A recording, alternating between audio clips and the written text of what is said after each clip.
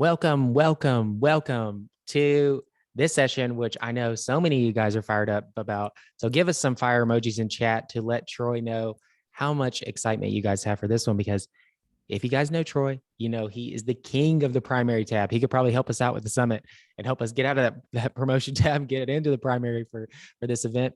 And if there's one time you want to be doing this, it's Black Friday. And so this is going to be a really cool training from Troy. We've got him live. We've pinned him down.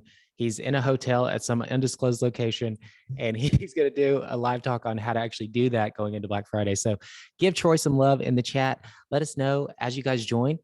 Where are you guys joining from? Where in the world are you? What time is it? Troy, some people have, one person missed their brother's wedding to attend a talk yesterday. That's how much value we're trying to bring to the summit. So London, India, Mexico, Boulder, Colorado, Denver, you're just right down the way from me. London, 4 a.m. Oh, someone got up early for this. Maybe we hit the primary tab. It woke them up. Hopefully. Very cool, guys.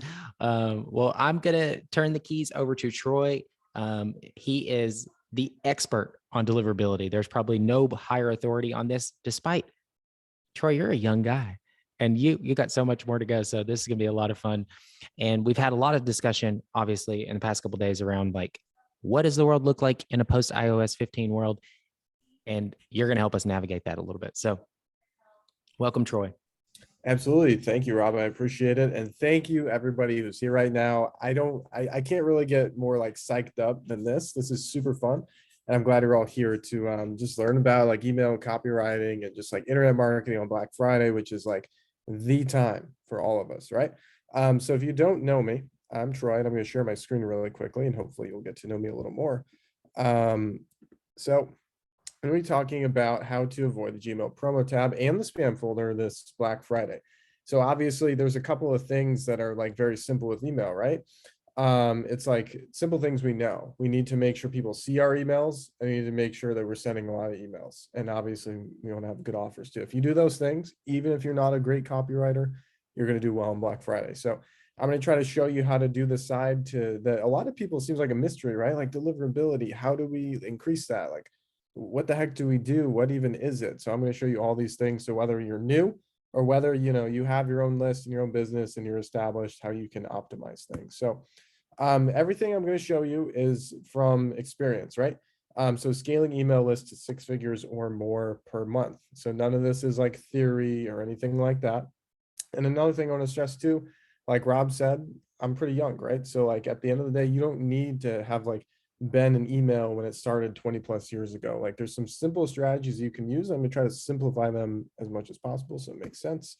Some brands you might recognize I've worked with: Traveling Funnels, a Sales Mentor, VShred, Rich Sheffrin, Rep Sports, who's in GNC. So if you get any of their emails, I might have had a part of that. So just want to kind of show you around a little bit. It's not to brag, it's to show you that these are companies that are implementing it, very big companies. So like I said before, the bare bones basics, if I'm going to simplify this as much as I can, is you're going to win if you send more emails and you make sure people see the emails. If your copy is like a grade B or even C and it's not an A, that's okay. Like it's great if it's an A, but if you do these things, you're going to do really well. So one thing I want to stress too, because sometimes if you search on Google, like, does the promo tab matter? There's a lot of articles out there. Some of them are like, yes, it does. Some of them are like, no, it doesn't. So very sadly and unfortunately, there's a lot of people that have articles that rank really high on Google. They're saying things like, oh, the promo tab helps marketing. I'm like, what are you talking about? If you sent any emails in your entire life, like if you just sent one email and it landed in the promo tab, and maybe you sent a second email and landed in the primary tab, you'd see the difference right away. So I'm going to show you a little proof here. And maybe some of you have seen this. I'm not selling anything right now, but this is a case study that I like to use. It's for one of my bigger clients, so I can show you the difference. So what we did is we sent 3 emails. They all hit the promo tab. It was like 3 days in a row. I think it was like June 20th, 21st, 22nd of last year. They all hit promo. So as you can see, I'm going to do before and after all in a row. So this email got 9% open rate, did $5,000 in revenue to a list that was 255,000 people. Then later in the fall, when we got this email into the primary tab, 29% open rate, 6.7K in revenue, even though it was actually sent to less people. So did more money to less people. The second example, 14% in the promo tab, 4.5K in revenue, 150,000 list size. Send it out later in the fall, 26%, 7.2K in revenue, and about the same list size on that one as well. And then the third example, this one's the craziest one I've ever seen. 11.8% in the promo tab, 3.7K in revenue to 150,000 people. And then once we got this one into the primary tab, 24% open rate, 8.8K in revenue to, again, 150,000 people. So you can see the difference here. Like nothing else changed in this email except the fact that it hit the primary tab instead of the promo tab. So it went from 3.7K to 8.8, just like that. Now, obviously, you can't really do like a full-on split test where like half goes to promo and half goes to primary, but it's the exact same everything in the email except where it landed. So anyway, looking at the actual data, that last email was a 133% lift in revenue. So if you've heard me say that before in some of my other content, that's where I get that from. It's the biggest increase I've seen at scale. And it's a shocker, right? Like higher open rates equals higher sales. Now, obviously, that's not going to be true in every single email. It's not a direct one-for-one match, but in general, like Elon there, I think we can all agree that that is unreal logic, right? So step one, I'm going to show you exactly how to do this and how to get out of the promo tab. And yes, I will actually show you. There's a couple of ways to do it. Hey, Troy, can I interrupt you for just 1 second? Do you Sure. have the chat box laid over the presentation at all? It seems like some people are seeing in the corner a slight distortion to the screen. So I don't know if you could minimize the chat for a second or, I see the chat. Yeah. okay. Do you mind minimizing that and maybe trying to minimize that for a second? I'm not seeing what you're mentioning. In the top right-hand corner of your presentation. Oh, that's perfect. Yep, you just got it. Oh, okay. Whatever you Cool. did, it fixed it. Okay, Okay, sweet. I like You can moved. Cool. All right. So proceed. technical difficulties, I suppose. I moved the little box with our faces on it, so I'm not sure what happened there, but appreciate you bringing that up. Thank you for chiming in, everyone. If anybody else leaves comments, let me know. Anyway, so step number one is if you're going to fix a promo tab problem or a spam problem, you have to know if you're having a problem, right? So for example, I got on a call with a guy yesterday and we tested his emails and he didn't have a problem. So I was like, great, cool. But then most people do have problems. So here's exactly how you know, and this is the exact testing process that I use for my clients and that my team uses to test like, other people who are prospective. So I'm going to show you how to do it. So the first thing is like, I test every single email before it goes out. And that might sound tedious at the beginning, but it is so worth it for revenue. And sometimes just a little 30-second check can solve all your problems. So what you want to do is, I'm sure a lot of you have like test accounts where you send emails to before you send out the real broadcast to thousands of people. But what I do is I actually have an account where I don't open any emails at all. And the reason for this is obviously if people are like not opening your emails at all and you can still hit their inbox. If you hit that inbox, you can probably hit just about anybody's inbox with very high certainty level, about 95% plus. So all you have to do is just go to Gmail, make a brand new account, takes about 30 seconds, and then go to the settings and hit conversation view and turn it off. And that way the emails don't like stack on top of each other, as you can see on the little image I have there. If I had conversation view on, those emails would stack on top of each other because they had the same subject line, but when you turn that off, they don't. So now we have a place where we can send all our emails to as a test. It's going to be very hard to inbox in there, but when we can inbox in there, we know that we're going to inbox for the vast majority of people. Like I said, 95+%, at least on Gmail. So all you do is you send your test emails to this account, see where they land, and then you'll know if you have a problem, right? Because they're going to land in primary, promo, or spam, one of the three. Keep in mind that on some ESPs, the live sends, so like when you actually click send on a real broadcast, sometimes the results are different than the test. So just kind of do a little playing around with that to make sure that you're getting accurate test results. So now here's how to solve any problems if you should run into them. So basically, if your email doesn't land in the primary tab, here is the order of things that you can change. So obviously the first thing is the domain. Now, most of us don't want to change this, and I get it because it can be a little bit of a pain and you'd have to warm up a new one. I'd only change this if you have like another one that's warmed up, or maybe you like wrecked the current one in the past at some point, then you can change it. And obviously you're playing with a new domain reputation. And therefore it's going to be a little bit easier to get out of promo or spam if your current one is wrecked. The next thing, a lot of you probably play with different from names, right? So especially these super hardcore direct response brands, they will send emails, like if they're a fitness company, they'll send it from your abs. Or if they're like a biz op company, they'll send it from, you know, your wallet, or like your heart, or your brain, or like yourself. And like funny from names, those actually carry a lot of weight in where your email lands. So make sure you test it. So for example, if you're sending with one from name and it's going to promo, try changing it and then test it again and see where it lands, because sometimes that makes the difference. So same thing with the alias of the email. So if you don't know what the alias is, that is the thing before the @ sign. So my email is troy@leadparamedic.com. So if I change Troy to something else, sometimes that works better. And I find that so like help@leadparamedic.com, for whatever reason, of all the ones I've tested, that one does really well for inboxing. I don't know why, but it does. So make sure you write down help@whatever your domain is.com. Again, none of these are silver bullets. It's different for everybody, but that one does work really well. Next thing is going to be the subject line, right? Like that carries a lot of weight too. And I'll show you an example here in just a second. But if your subject line has like some salesy words or content in it, and you replace it with one that's a little less salesy, obviously you have a better chance of inboxing. The next thing in the order is the link text. So the link, like the text that you hyperlink, the blue text, that actually has a pretty big impact as well, because that's the link that people are clicking, pretty important. So that's another thing you can try editing. And lastly is the body copy. So that's like the rest of the email.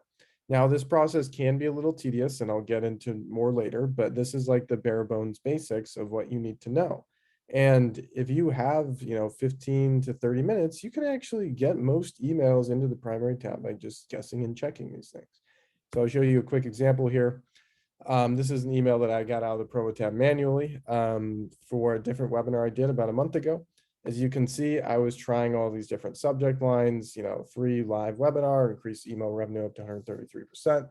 Apparently Google thought that was salesy. So I was trying different subject lines and all this. And then I tried this one that just said free email deliverability webinar, and it inboxed simply because I changed the subject line, which is crazy. As you can see, the test inboxed as well as the regular email that doesn't say test in front of it. So it works on live sends as well. Now, other things that I recommend too are this site called mailgenius.com. So I don't know if any of you guys know Jesse Hernandez. He's my friend who owns this site. And I may be biased, but I do believe this is the best testing site out there. So basically, you go to mailgenius.com. It gives you a little test email address, and then you just send an email to that address, and it will pull up a report just like this one, where it shows you some things that might be wrong with your emails that are putting them into the spam folder. So as you can see, there's a whole list of things here. You can click on each one and it'll like give you more information about it. Very useful tool. Some big ones to watch out for. So IP blacklists. If you click on that, like don't freak out. If you Google like the 8 major blacklists, if you're on any of those, it's an issue. If you're on any other ones, don't worry about it. HTML body practices, that kind of just looks out for like potential spammy words that could trigger the spam folder. DMARC is an advanced security measure. Don't mess with that unless you really know what you're doing with email.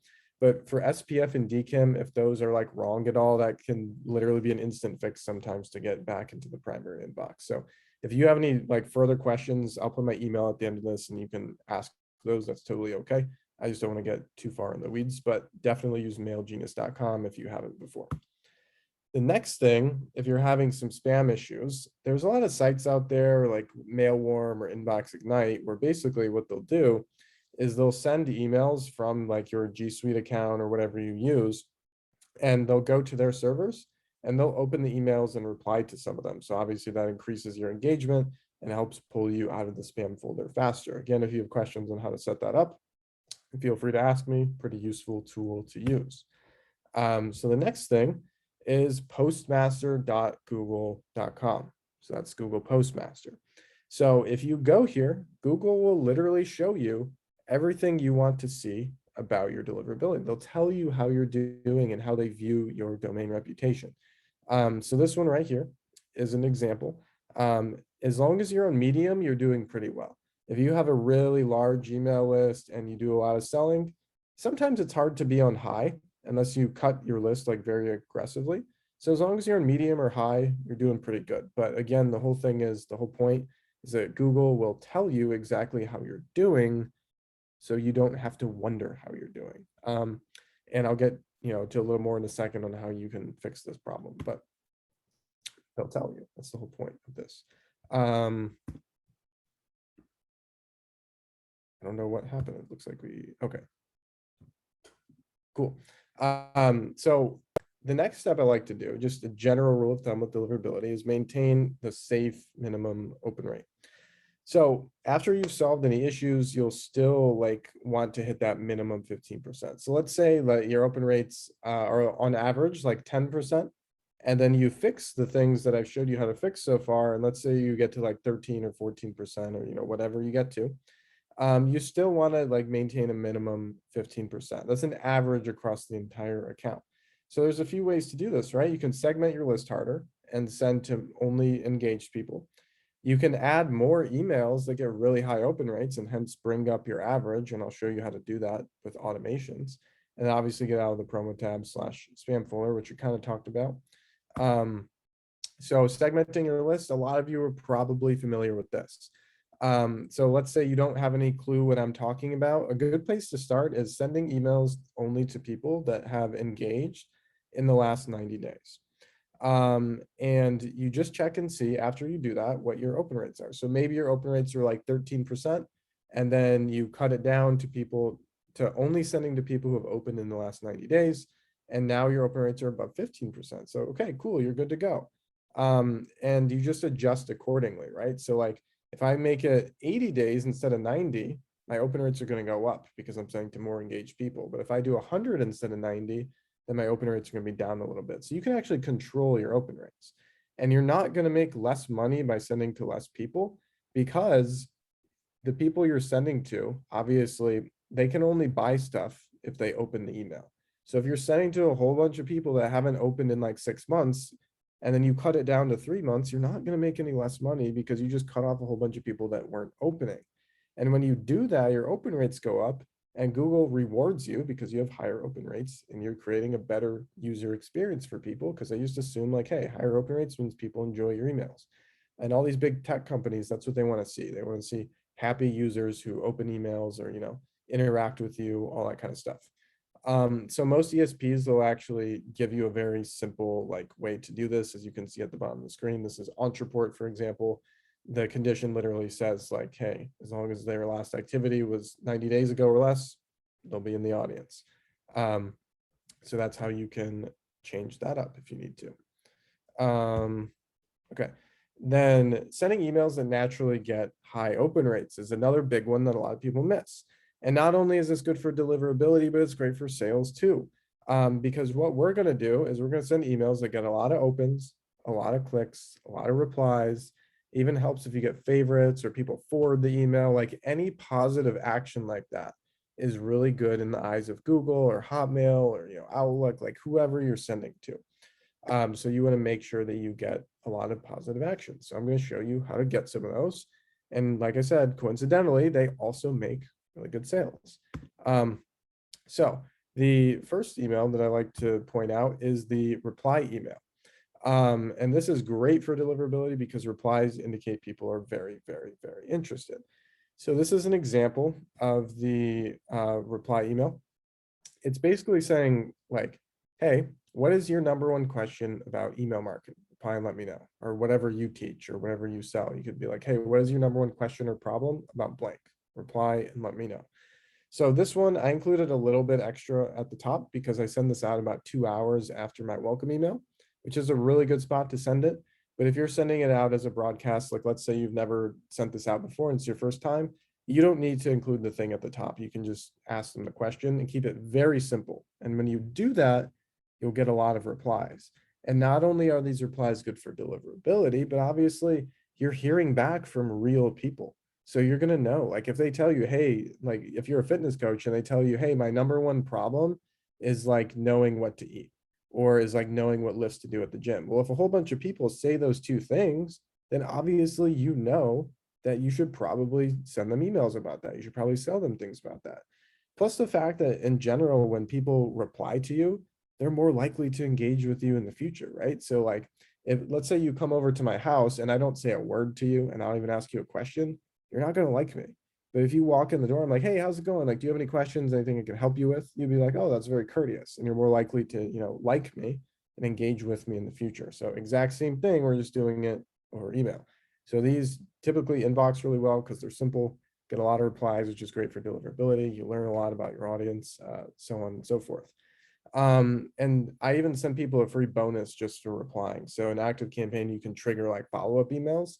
So what I'll do is I'll actually send them like another email that answers all the most common questions that I get, which is typically like, how do I increase my open rates? What do I say when I'm out of ideas? And how do I grow my email list? Those are the big three I get.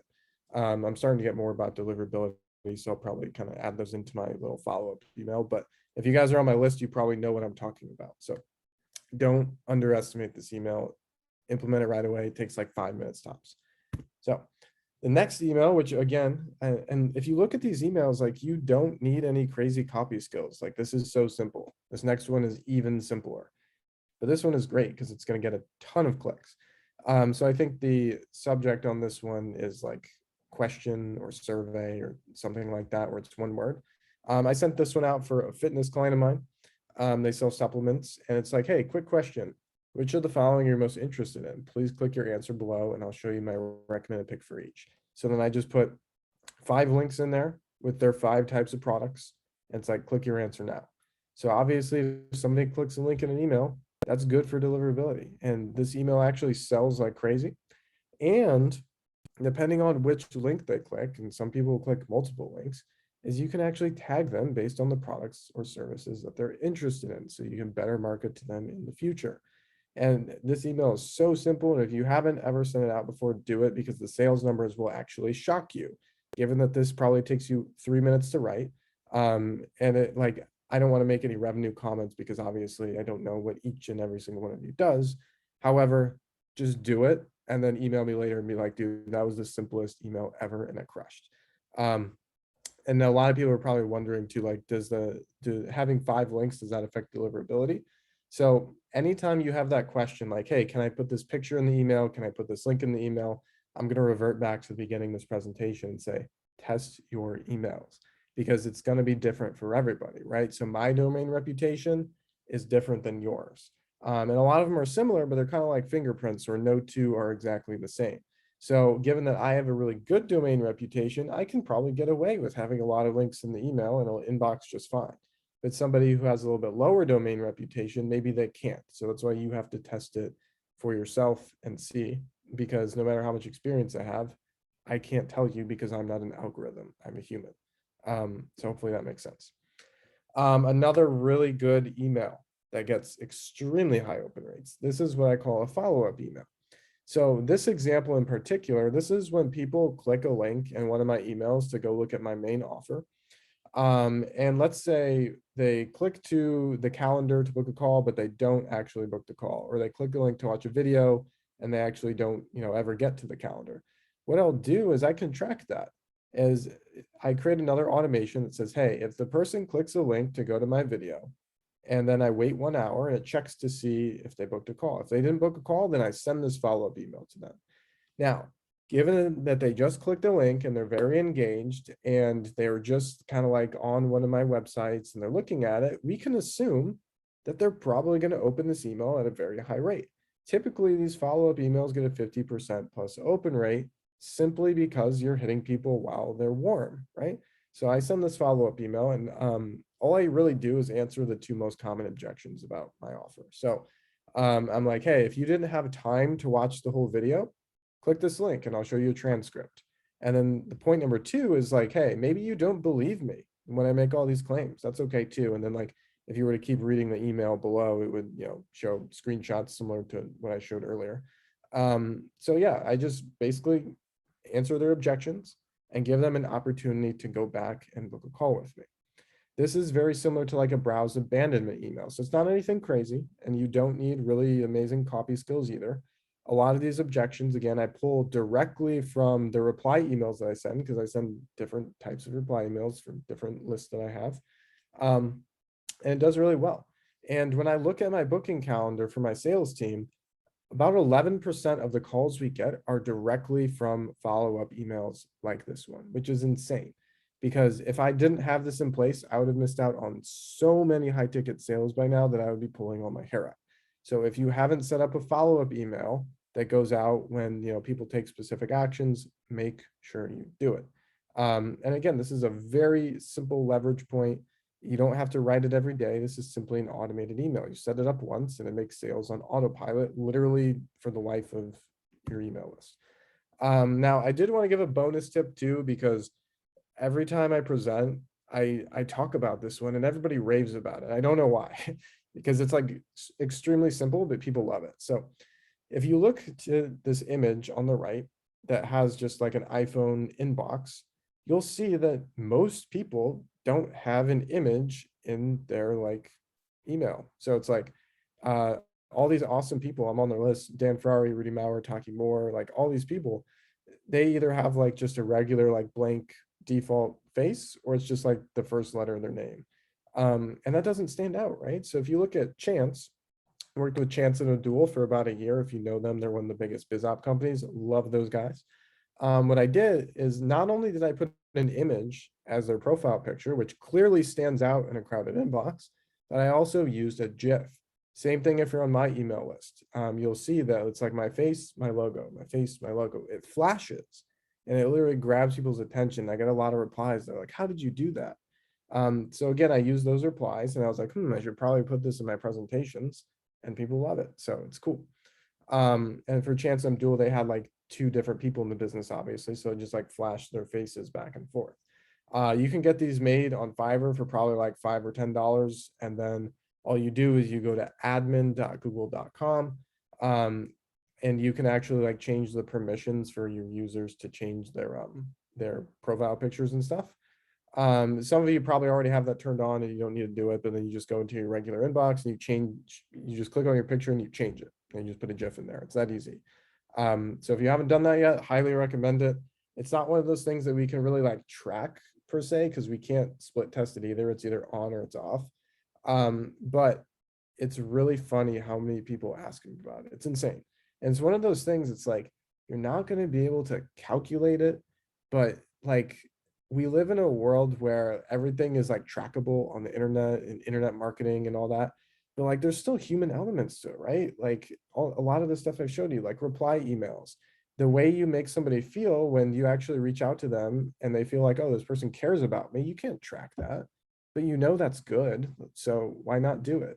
Same thing with like a flashing icon in the inbox. Like you can't really track it, but that if something's flashing in my face, I'm going to see it, because like that's just how human reactions are. So the next thing that is like really, really, really amazing and fun about deliverability is that you will grow your active email list for free, literally for free. And like I said earlier, I know that people want to grow their list for free because that's like one of the most common replies that I get from people.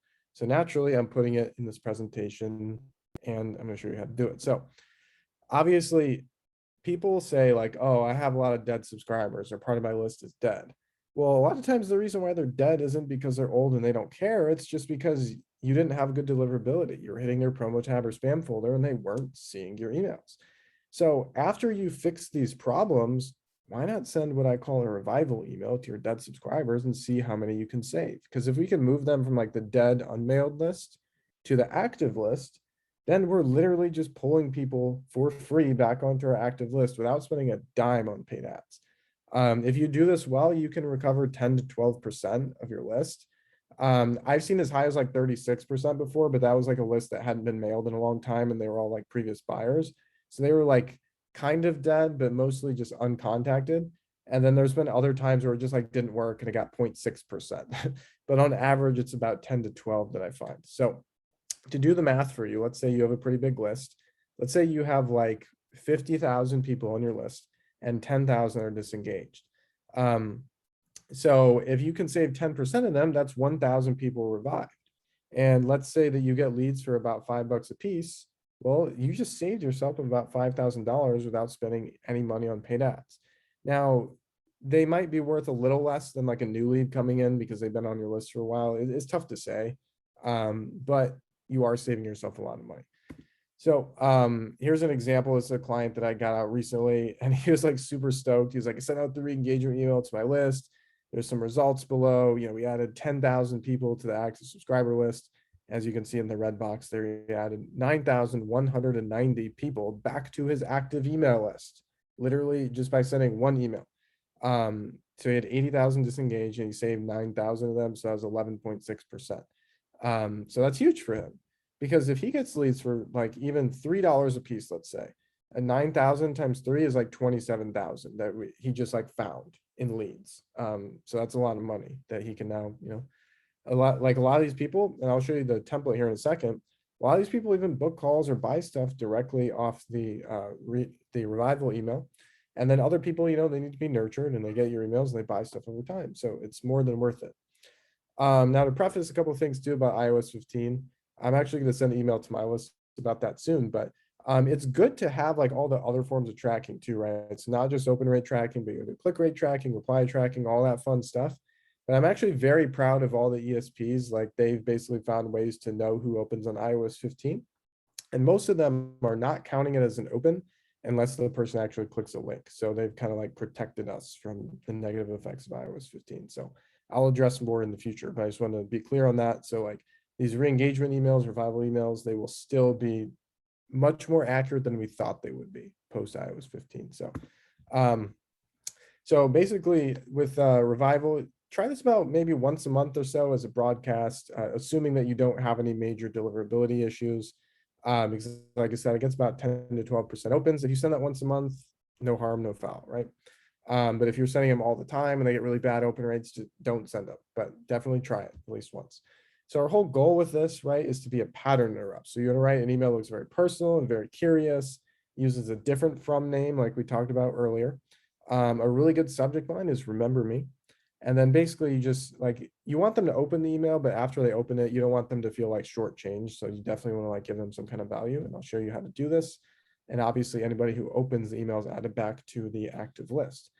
So here's an example from mine. So instead of using my name, I just use my initials, TE, and the subject is remember me. So it's like, hey, first name, Troy Ericson here, remember me.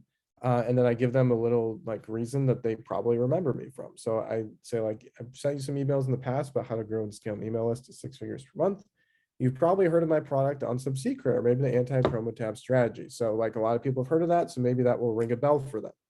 And then you say, anyway, I'm reaching out today because I have another secret ready for you that will help you blank. So whatever your business does, you just, you know, put it in there.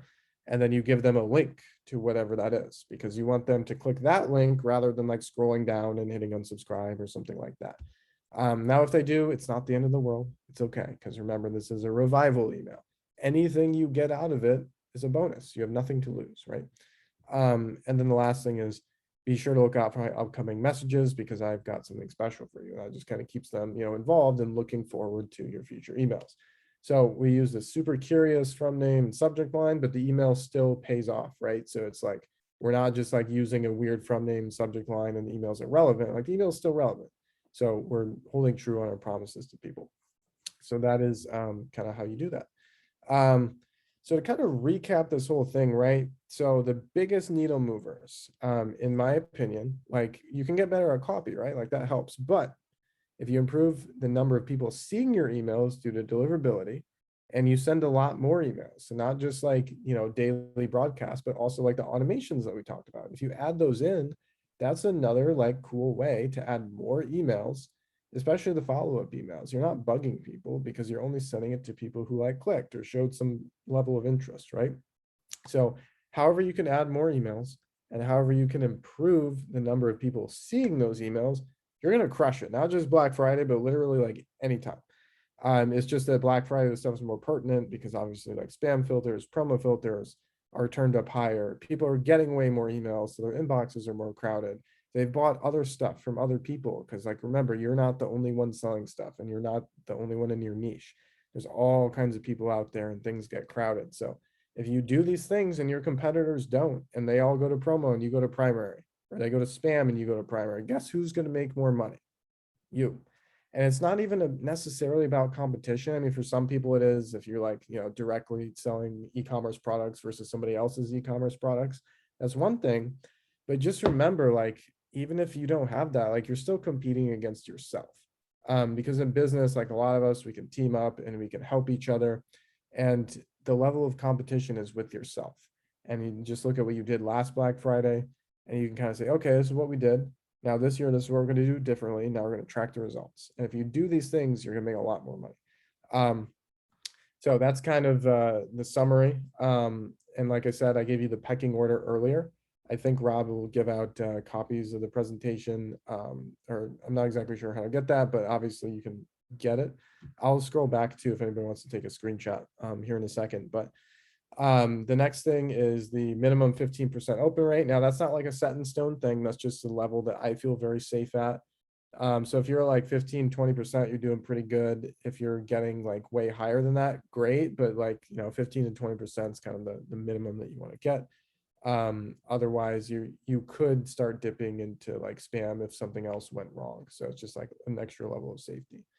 And then obviously send emails that get a lot of opens, clicks, and replies, and re-engage your dead subscribers. So to kind of recap all this for you, so you can get a screen cap of anything that you want to grab. So here is how you can open a Gmail test account. Here is, my clicker's being a little slow. The list of things to change. I'm trying to get that back up. Okay. Couple more. Okay, it's getting stuck a little bit. All right. Let's see. Okay, there it is. There's the list. Sorry about that. So make sure you grab that because that is super important. That is like the pecking order of things to change. Again, if you have questions about any of this, I'll put my email at the end. And then use mailgenius.com. That's a really good site. So write that down. And then mailwarm/inbox ignite. Those are another couple good sites for getting out of spam. Google Postmaster, another really good one. Google will show you everything about your own email list that you could ever want to know. 15% open, segmenting, emails with high open rates, so reply emails, click survey emails, re-engagement emails, the GIF, everything like that. So, and then don't forget re-engagement, like I said. So with all that, that's about all I have, but I have one more thing. So just to subtly pitch this per se, if you don't have time for all this stuff and you don't want to do it, and you want me to get your emails out of the promo tab, the easy way, which is not guessing and checking for 15, 20, 30 minutes, all you have to do is go to higheropenrate.com, and I will give you the whole like case study and everything, and then you can chat with me about it if you're interested. So that's higheropenrate.com. Make sure to write that down. And then lastly, if you have questions about this, you can ask now. I'm going to open up the chat, or you can shoot me an email, troy@leadparamedic.com. So yeah, hope you guys enjoyed, and the floor is open. You absolutely killed it, Troy. I don't know if you were able to check the chat because of, but lots of love for you. And there's people saying you crushed it. And we've actually had some great chat moderators. Thank you guys for playing out in chat and actually answering most of the questions that were around like screenshots and things of that nature. So very good stuff there. I pasted the link up to where you can actually get that case study. And also Troy has a really cool thing that's kind of super underrated. It's all the common questions he gets about email. Actually, you can get get that for free if you go to leadparamedic.com/email, which I just sent. So we've got Troy for about 10 minutes here at the end, guys. So if you guys want to ask some questions about deliverability or any stuff that you saw in the presentation, feel free to type those questions in chat and we'll try to get through as many of those questions as we can.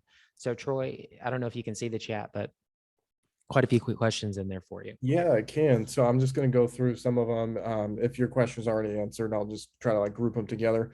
But yeah, thank you for all the warm comments. I genuinely appreciate it. Frazier asked, how do we implement measurements that depended on open rate percent since, iOS 15 changes? So basically, I sent out an email right before it happened that was like, hey, we're not gonna be able to tell who opened. Open rates are gonna look super inflated. And frankly, the ESPs within about a week of iOS 15 coming out, they actually figured out like, okay, here's like we can tell if somebody's on iOS 15 or not. And if they are, they're not counting it as an open. So the ESPs kind of saved everybody's butts if they didn't do anything in advance. But I still recommend the things I said in that email still hold true. You want to make sure you're tracking not just opens, but also clicks, replies, website visits, all that stuff. Because if somebody's using iOS 15 and they, take another action that is tracked, you can still track them as engaged instead of just kind of losing that person off your list. So it's not as bad as we all thought it was going to be, but definitely make sure you're tracking things other than opens as well. Cool. And then I think there was a question, how do I make the GIF happen if I don't use Gmail? So wherever you send your emails from, like personally, like your regular inbox, you change the picture there. There's also this site called Gravatar, where it like kind of takes a profile picture that you want to use and puts it like on most sites on the internet. So that's another really good option as well. My favorite ESP is Active Campaign, but again, it totally depends on your wants and needs and all that stuff. I just like the high level of automations I'm able to send. Obviously, Klaviyo helps sponsor this event. I love them for ecom. And then there's like other ESPs too that are cool with like affiliate stuff, like if you do Maripost or Entreport. So it really depends on your needs. But let's see. I do talk about iOS 15 on my email list more. I'm going to be sending the email Friday. So if you want more on that, obviously visit one of the 2 links I mentioned and you'll be on the list and you'll get the email. Do I prefer a short email with 1 CTA or a long email with multiple CTAs? So basically it really depends, right? So both emails can work. It's just depending how good the site is that you're sending traffic to. So for example, if you have like a sales letter or a VSL that crushes it, then what you want to do a lot of times is send a shorter email so it gets more clicks and drives them to a good landing page that converts well. Whereas if you have a longer email, you're just going to get less clicks, but those people are more qualified. So like if your sales page isn't as good, then the email is going to do more of the heavy lifting than the page you're sending traffic to. So it kind of depends, and you should mix it up too. Just, try a whole bunch of stuff. There's not one right answer, right? If you're like a churn and burn, then you can go shorter all the time. But me personally, I like to build relationships. So I'm typically on the longer side, but that's personal preference. The updates tab, thank you for asking about that. So the updates tab really doesn't matter that much. And here's the reason. So like the default is you've got primary, social, promo. And most people never change that, right? Because that's what Google hands you. They've been doing it since 2013. So that's 8 going on 9 years, and it's been like that. If the updates tab is on, that means that you chose to turn it on, right? And since you chose to turn it on, obviously that means you're probably planning on checking it. So I don't really notice much difference at all between the updates tab and the primary tab. Whereas with promo, like I said, a lot of times people double their open rates. If they're like around 10, you could probably hit 20 on a decent handful of your emails, not all of them, but even if your open rates are like 15 or 20%, you can still see a pretty large increase by hitting primary as opposed to promo. But updates doesn't matter that much. Reading through more comments. All right, Grace put the pecking order in there. Thank you. Everybody's taking notes. Appreciate it. What do you think about segmenting Gmail versus non-Gmail and send out separate campaigns to them? I mean, a lot of ESPs will track that for you. So you don't really need to that much unless you are having some kind of specific issue and you need to get more granular with the detail. But this does trigger another good idea. Thank you for bringing it up. Is that, like, for example, the Gmail test accounts I showed you at the beginning of the presentation. If you want to have test accounts for like Hotmail or Yahoo or whatever, you can do that too. That's perfectly fine. It's just that most lists, like about half the list or more, is either Gmail or G Suite, which is like custom domains. So that is definitely a good point. Thank you. Let's see. All right, I'm going to go back to the most recent comments. For email warming services, does it make a difference if the service recommends filtering the warming emails? GMass says Google's algorithm doesn't recognize the emails that are hitting the inbox if they're filtered. I actually haven't heard about that one, but what I'll do is any email that's coming from the warming service, I'll like favorite it, I'll hit never spam and like make it really important, but I'll also filter it because those are replies that are coming back. So I don't think that's true, but I'm actually not sure on that one. The case study I sent to you is pre iOS 15, but like I said, iOS 15 has been largely like mitigated by the ESPs, and your open rates, instead of showing up higher, they're actually going to show up like slightly lower just in general, which is good because it's more accurate than if they just counted iOS 15 opens. So, um, yeah, a lot of people are asking that question. So what we all thought it was going to be is that open rates were going to be way, way, way higher because naturally when iOS 15 users receive an email, it counts as opened, even if they did not open. But the ESPs, after iOS 15 came out, they found a way to tell if somebody's on iOS 15 or not. If they are, when that email is sent, it doesn't count as open unless the person clicks the link or replies or does some other tracked action. So it's not going to affect anybody nearly as bad. So pre iOS 15, post iOS 15, very similar in terms of the stat tracking. The ESPs are still working on things. I was talking to Jimmy Kim from SendLane via some Facebook comments, and I think he's going to have a very like well put out article very soon. He's the CEO of SendLane, very smart guy. If you haven't listened to him yet, so definitely be on the lookout for that. He'll have more info on it. Yeah, the day after I sent after iOS 15, I was like, am I gonna get an 84% open rate or something? But it relatively stayed actually the same. Didn't see Yeah, much of a and it's difference. cool too, because Jimmy also mentioned how the adoption rate is really low. So like very few people have downloaded it so far. And I haven't either. I haven't I even got keep prompted. denying it. I haven't got prompted yet. They haven't asked me, so I haven't done it. But yeah, so over time more people will download it, but it looks like the ESPs are on top of it. Now it does like slightly suck, but in the same way, it's like if you do all these things, there is no iOS update that's going to shut you down unless you just like feel so like defeated by it, right? Like it's kind of up here. Like I'm not trying to be a mindset coach or any of that stuff, but like if you think iOS 15 is like the end of the world, it is. But if you think, you know what, I'm just going to keep doing my thing and be smart with how I send emails and use the info in this presentation, you're going to be just fine. Promise. Yeah, the worst Um, thing you could do is just stop sending because you're scared. Keep doing it. as with anything, like never let the fear of striking out get in your way. Babe Ruth. Sorry, I'm a baseball guy.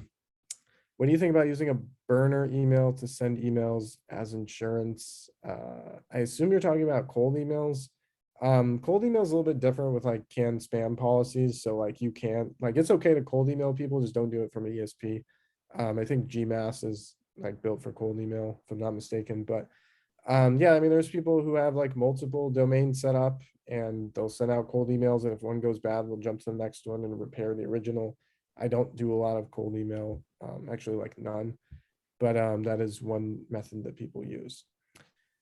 How should we please word and sending it?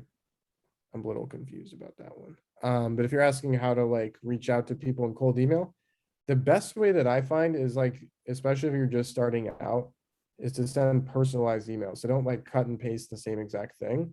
Like maybe find something on their site that legitimately that you've looked at and you know you can help them with. And maybe include like a short 1 minute like screen recording video on Loom, something like that. Or connect with them on like some social media or like get into a chat with them and just try to figure out like how you can actually help them.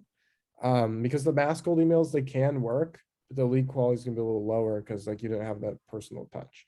But both can work because I prefer the personal one. When should we purge emails? So I think you're saying clean your lists. Like I said, as long as you're maintaining minimum 15% open rate, you're okay. And usually that's based upon how many days it's been since somebody engaged with your emails. And again, I'm very particular now about saying the word engaged instead of opened because of iOS, right? There's lots of ways to track engagement. So you should be doing opens, you should be doing clicks, you should be doing replies, you should be doing website visits, all that stuff now, just to make sure you don't leave any stones unturned. Maybe So one yeah, or so two for more. that, go ahead. Maybe I was just gonna say maybe one or two more, and Okay. then we'll send you off with a great love in the chat. But I know we're coming up on time here. So Okay, yeah.